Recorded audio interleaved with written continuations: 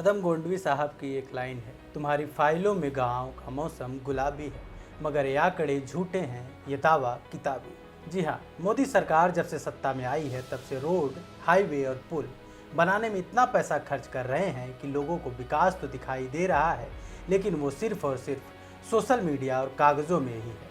तभी तो दिल्ली देहरादून एक्सप्रेस पे पहली बारिश में ही सरकार की पोल खोल कर रख दी। हाल ही में 12,000 करोड़ की लागत से बने इस 213 किलोमीटर लंबे एक्सप्रेसवे पर भारी बारिश के कारण सड़क धंस गई। इसके अलावा ऐसा ही कुछ हाल मुंबई पुणे एक्सप्रेसवे और NH-48 का भी रहा। 1 मई 2026 को लगभग 7,000 करोड़ की लागत से बनी इस सड़क पर भी कई गड्ढे हो गए, जिसके कारण ट्रैफिक बाधित हुआ और वाहनों को नुकसान भी पहुंचा।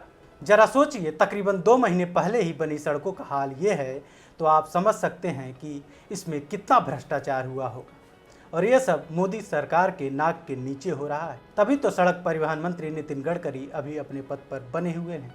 फिलहाल यही नहीं, अभी कुछ महीने पहले ही यानी 29 अप्रैल 2026 को लगभग 36,230 करोड़ की लागत से बनी गंगा एक्सप्रेसवे का भी कुछ यही नज़ारा देखने को मिल रहा है। मेरठ से प्रयागराज को जोड़ने वाले इस महत्वाकांक्षी प्रोजेक्ट और उन्नाव के पास इसकी लिंक रोड के सतह पहली ही बारिश में कई जगहों पर टूट गई। आपको बता दें कि इसका उद्घाटन PM मोदी और CM योगी ने किया था और इसकी तारीफ करते नहीं थक रहे थे। मुश्किल से 3 महीने में ही इस सड़क ने डबल इंजन की पोल खोलकर रख दी। वैसे आपको याद होगा गुजरात मॉडल, हाँ वही जिसकी चर्चा 2014 से पहले अधिकतर लोग नहीं जानते थे, लेकिन उसके बाद लगातार हो रही थी।